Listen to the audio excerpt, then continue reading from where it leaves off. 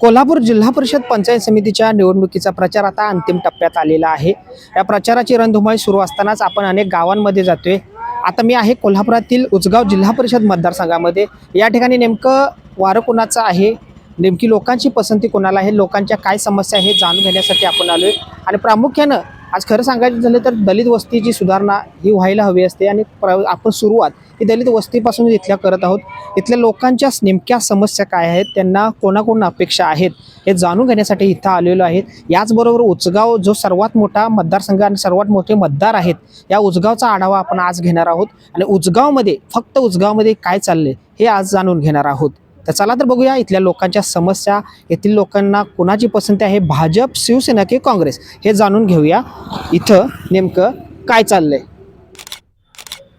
आता उचगावमध्ये पूर्ण उचगाव हे काँग्रेसच्या बाजूनच आहे।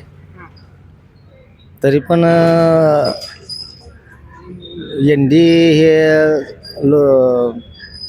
म्हणजे भरपूर जणांची कामं चांगली केलेली आहेत आणि भाजपचं पण तसं जरा थोडं वार दिसतंय। इलेक्शन आलं की बरोबर आहे। कोण काय करत नाही निवडून आलं तर। काय करत समस्या काय आहे तुमच्या इथे नेमक्या?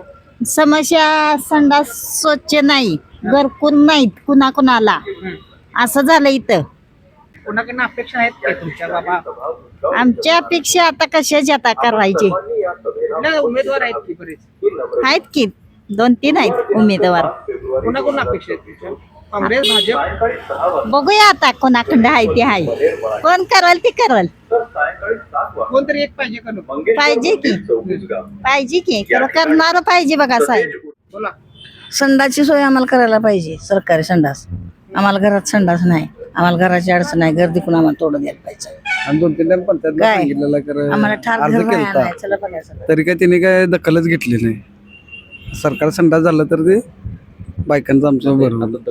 आता मला वाटतं बीजेपी सरकार तरी घेईल आतापर्यंत, वाऱ्यावरून वाटतं म्हणजे चांगलं आहे, असं काही नाही। आता आम्ही आता मतदान यांना पहिल्यापासून टाकतोय, तरी यांनी काय दखलच घेणं झालं। आमच्या समीक्षा म्हणजे आम्हाला घर बांधून मिळावं आणि या घराचं प्रॉपर्टी कार्ड आम्हाला मिळावं, का तर हवेत जाणार आहे ती आणि आम्हाला बांधाय आमची ऐपत नाही आहे एवढी। पिच्चा आम्हाला घर बांधून देत असली, प्रॉपर्टी कार्ड मिळवून देत असली तर आम्ही देणार की त्याशी मतदान।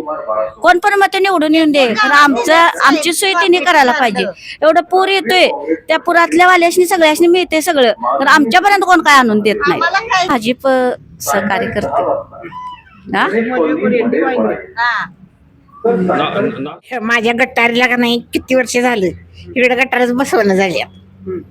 मी पंचायत मध्ये अर्ज सुद्धा दिलाय, तरी पण त्यांनी काय मनावर घेतलेलं नाही। पाणी एक दिवस अडकून येते, आता 2 दिवस झाले, आज आणि काल पाणी नाही। 3 ग्रामपंचायत तक्रार केली, आली की अर्ज सुद्धा देतोय मी गटारीसाठी, नाही लक्ष दिलेलं। आता निवडणुका आलेल्या आहेत, हा, आता ते भाजप आहे, काँग्रेस आहे, शिवसेना आहे, कुणाच्या बाजूने असणार तुम्ही किंवा काय वाटतंय तुम्हाला? भाजपच्या बाजूने। भाजपच्या बाजूने का? भाजपच्या बाजूने त्यांनी काम करतात हो। अडचण ज्यादा आहे, पाणी जात नाही, गटरीनं ढासा भरपूर झाल्यात, पाणी संडासमध्ये उतरले ती गटरीचं, संडासचा वास आलाय घाणगीस। आमची समस्या एवढीच आहे की आमची गटरीची समस्या मिटवावी ही आमची नम्रतेची विनंती आहे पंचायतला। अपेक्षा आमचं कोण काम करेल त्याच्या पाठीमागे आम्ही असणार आहे। मतदान तर वारं तर वाढते बीजेपी सरकार, भाजपचं। काँग्रेसचं मतदान एक वेळा केलं आम्ही पंचायतला, त्यावेळेला नुसतं आश्वासन देऊन गेली तर आम्हाला करतो म्हणून केलेलंच नाही।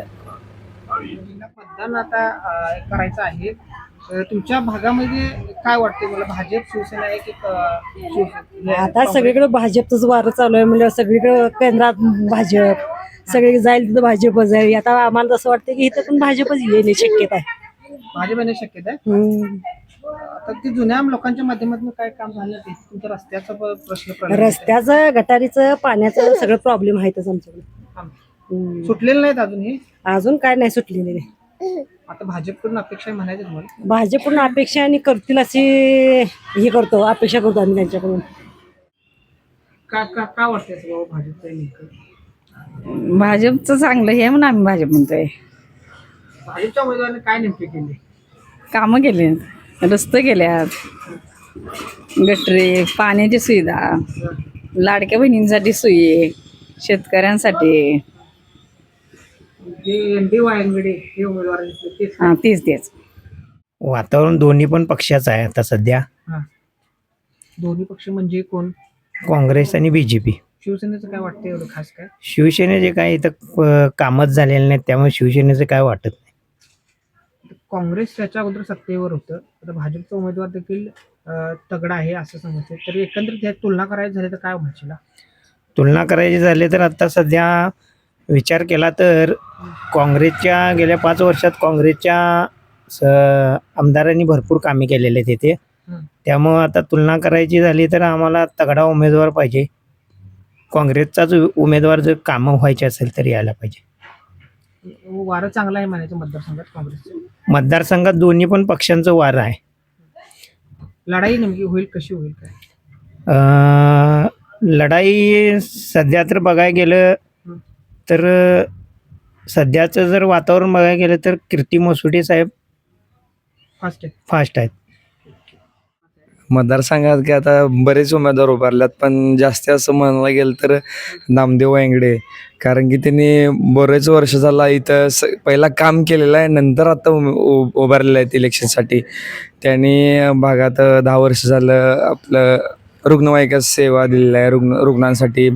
त्यानंतर भाजपकडून आपले बरेचपैकी अमल माडकर साहेबांच्या ह्याच्यात रस्ते झालेले आहेत, आता गटरीचे काम चालू आहेत, त्यानंतर पाण्याची पाईपलाईन, बरेच असे चाललं आहे. आणि बाकीचे उमेदवार म्हणता त्यांनी पण कामं केलेले आहेत असे, पण काही असे उमेदवार आहेत की आता पहिल्यांदाच डायरेक्ट दारात झालेले आहेत किंवा उभारलेले आहेत. त्यामुळं जो नेता असा की पहिला काम करतोय नंतर उभारतोय, शक्यतो त्याच्यात जास्त वारं फिरते म्हणणं योग्य ठरणार आहे इथं.